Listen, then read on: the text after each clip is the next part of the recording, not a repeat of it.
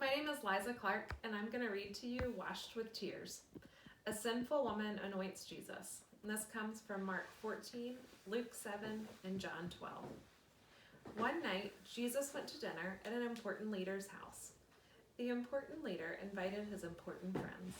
They were all just sitting down to eat when a woman walked in. She wasn't invited, but everyone knew who she was. "Who does she think she is?" the guests whispered. "How dare she?" The woman was a big sinner, and everyone knew it. It was easy to see.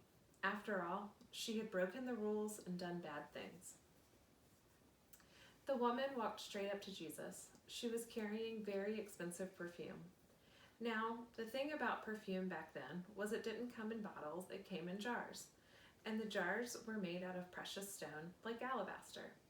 But here's the catch. The jars didn't have a lid or a stopper or anything. So the only way you got the perfume out of it was if you broke the jar. Once you broke the jar, that was it. You had no more. Most people didn't use perfume because it was too precious. They just kept it on a shelf and looked at it. So you see, this perfume was her most precious thing in all the world. It was her treasure. The woman knelt down before Jesus like he was a king. She held Jesus' feet in her hands and started to cry. Her tears fell onto Jesus' feet, washing them.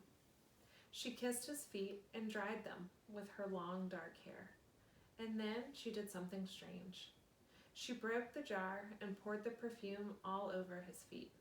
Everyone gasped. What a waste! Over someone's feet? Such expensive perfume. It smelled like lilies in a summer field. Jesus looked at the woman and he smiled at her. What she had done was the most wonderful thing. Just as Samuel had anointed David, God's true king, all those years before, so this woman had anointed Jesus, not with oil, but with her tears. The important people were cross. They thought Jesus should not be kind to this woman.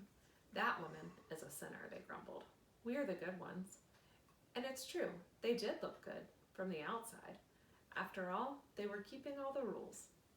But Jesus could see inside people and inside their hearts. Jesus saw that they did not love God or other people.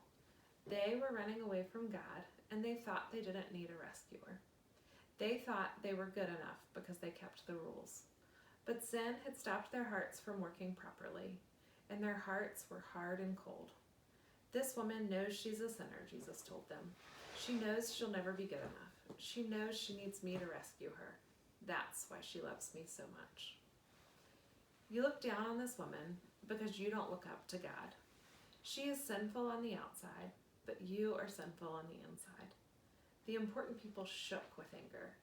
Jesus turned to the woman and smiled. Your sins are forgiven, he said. You trusted me, and God has rescued you. Who does Jesus think he is? The important people whispered. Only God can forgive sins. They didn't believe Jesus was God's son. The more Jesus loved people and helped them, the more the important people and leaders hated him. They were afraid people would follow Jesus instead of them. They were jealous and angry enough to kill Jesus.